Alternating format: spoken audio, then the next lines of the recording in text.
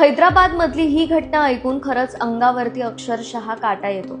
एक 24 वर्षांची मुलगी आणि मनोहर नावाचा मुलगा, दोघांचं लग्न ठरलं होतं, सगळं सुरळीत चाललं होतं। पण लग्नाच्या काही दिवस आधी मुलीच्या कुटुंबाला कळतं की मनोहरच्या आई वडिलांना HIV आहे।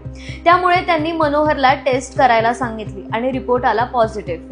हे कळताच मुलीच्या कुटुंबाने लगेच लग्न थांबवलं आणि मनोहरला नकार दिला। आता इथपर्यंत सगळं समजण्यासारखं होतं, पण पुढे जे झालं ते अत्यंत भयानक आहे।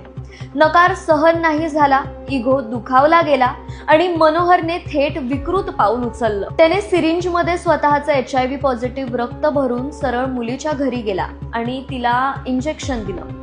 हो, तुम्ही बरोबर ऐकलत। एखाद्याच्या आयुष्याशी असं खेळणं ही थेट क्रूरता आहे। पोलिसांनी मनोहरला अटक केली, तो जेलमध्ये सडणार, पण खरी लढाई त्या मुलीची सुरू झाली होती।